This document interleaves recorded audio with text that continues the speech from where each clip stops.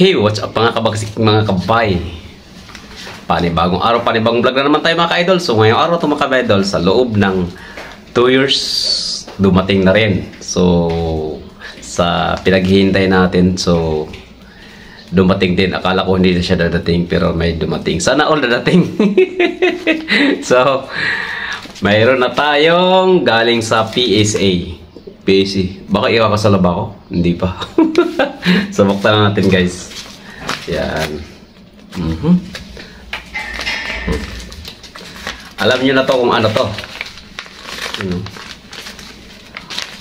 Michael Rodas Ansal. Yun. Rodas pala ako guys.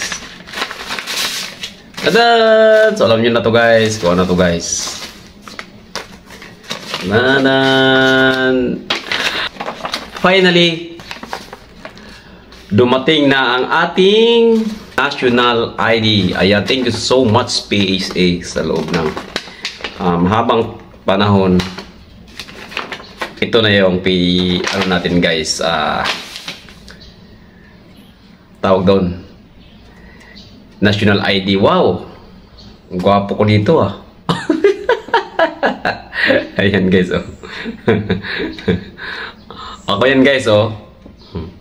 Takbo natin guys. Ako yan oh. Yan. So alam nyo ba mga kabagsik, itong ID na ito, gamit na gamit lalo pag nag-apply ka ng ibang bansa. So isa na rin to sa mga IDs na hinahanap nila. So nagpasalamat na rin ako dahil kulang ito sa requirements ko. So yung dumating din. So hindi na natin kailangan kumuha ng ipakita natin yung patunay na yung ginuha na natin ito na kumuha tayo ng national ID. So parang nawala yata yung resibo ko na yun.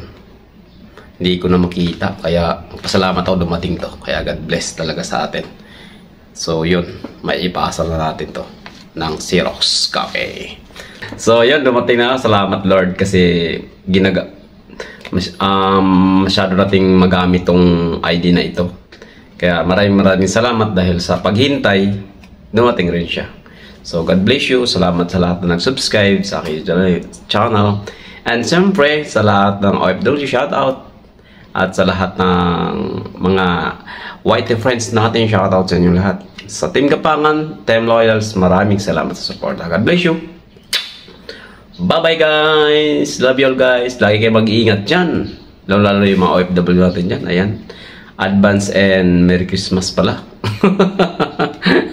Kahit napakalaya pa yung Pasko, no?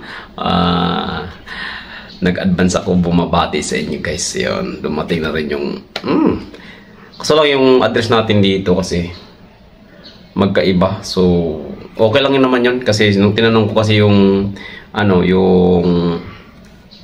yung pinagkuha natin nito, pinag-apply natin, okay lang magkaiba yung address. Kasi yung address na ko dati hindi mabasa yung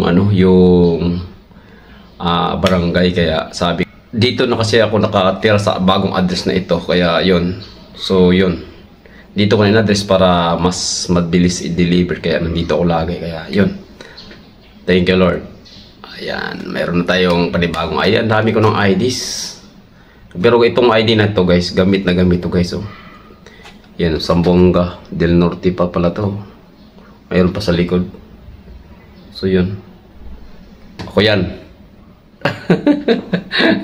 Yan, bye bye.